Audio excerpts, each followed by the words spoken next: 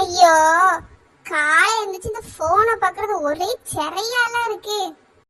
ஒரே லவ் ஸ்டேட்டஸா போட்டு நம்மள சாக அடிக்கிறாங்களே.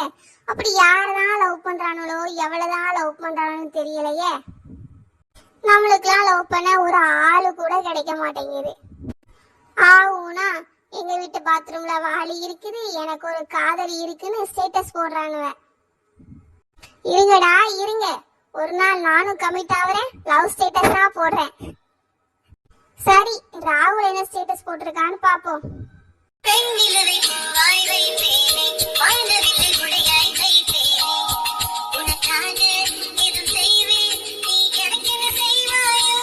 வீட்டுல அப்பா ஆத்தா ஒரு வேலை சொன்னா உருப்படியா செய்யறது கிடையாது.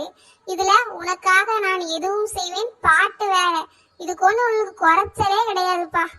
அடுத்த ஸ்டேட்டஸ பாப்போம், அதுல என்ன கொடுமை இருக்குன்னு தெரியலையே.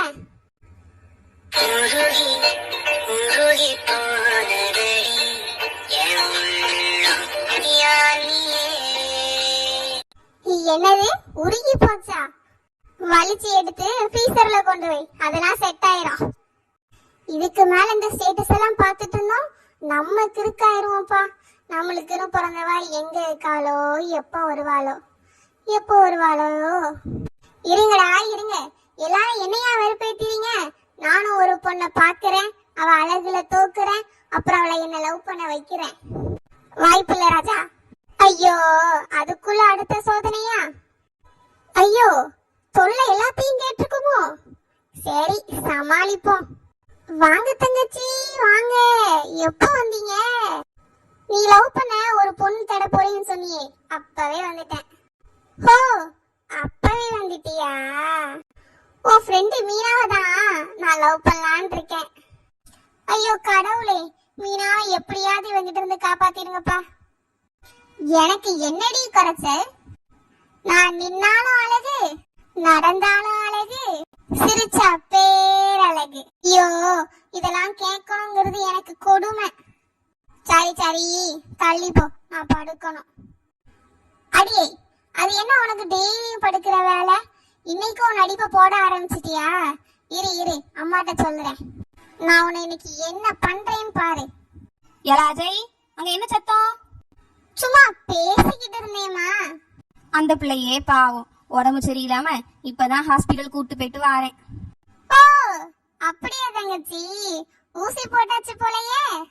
தள்ளுல, எனக்கு இடுப்புலாம் வலிக்குது, நான் போய் படுக்கிறேன். சரிம்மா, தங்கச்சிக்கு அந்த சூடு கஞ்சியையும் காஞ்ச ரொட்டியும் கொண்டு வந்து கொடுங்க. சும்மா இருல, உடம்பு சரியில்லாத பிள்ளைக்கு காஞ்ச ரொட்டியா கொடுப்பாங்க? அவளுக்கு இன்னைக்கு சிக்கன் குழம்பு செஞ்சு கொடுக்க போறேன்.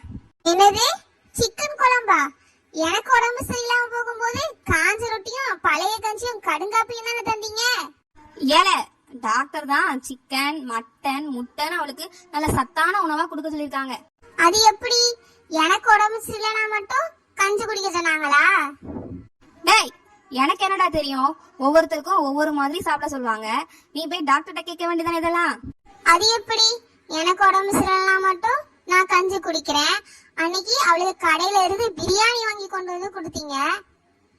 அவளுக்கு மட்டும் பிரியாணி, எனக்கு என்ன காஞ்ச ரொட்டியா? ஏய் தாய் கிழவி, உடம்பு சரியில்லாத என்ன மட்டும் என்ன கொடுமைப்படுத்துற நீ? என்னது தாய் கிழவியா? அம்மாவை இப்படி மரியாதை இல்லாம பேசுற நீ? ஏன்னா இப்படி தேவையில்லாம அம்மாட்ட அடி வாங்கி சாவற? நீ உன் வேலையை பார்த்துட்டு போவ, எல்லாம் ஒன்னாலதான். ஏம்மா, நான் சும்மா விளையாட்டுக்கு தாமா இப்படி சொன்னேன், அதுக்கு போய் என்ன இவ்வளவு அடி அடிச்சிட்டீங்களேம்மா. சொல்லுவா, நல்ல விளையாட்டுக்கு சொல்லுவா. அம்மா கிட்ட மரியாதையா பேசணும்னு தெரியாதே. ஒழுங்கா மரியாதையா பேச பழகு அஜய், பெரியவங்களை மதிக்கணும். விடுகதையா இந்த வாழ்க்கை, விடை பெறுவார் இங்கு யாரோ. என் தாயை என்னை அடிப்பது போல், எனது கைகள் என்னை கடுப்பது போல், அழுதும் அழுகாமல் என் கண்கள் ஆறு குளமாக மாறியதோ. ஏனென்று கேட்கவும் ஞாதி இல்லை. என்னடா ஃபீலிங்கா? என்ன ஃபீலிங்கு? உன்னெல்லாம் பிள்ளைய பெற்றதுக்கு நான் தான் ஃபீல் பண்ணணும். உன்னை பிள்ளையா பெற்றதுக்கு ஒரு அரிசி முட்டைய பிள்ளையா பெற்றிருக்கலாம், பொங்கியாவது சாப்பிட்டுருப்பேன். போன வேலையை பார்த்துட்டு. பூமாரி, நீ படுத்துக்கமா, நான் சாப்பாடு செஞ்சு எடுத்துட்டு வரேன். எங்க அண்ணன் அப்படிதான் ஃப்ரெண்ட்ஸ், காமெடி பண்ணிட்டு இருப்பான். உங்களுக்கு இந்த வீடியோ பிடிச்சிருந்தனா லைக் பண்ணுங்க,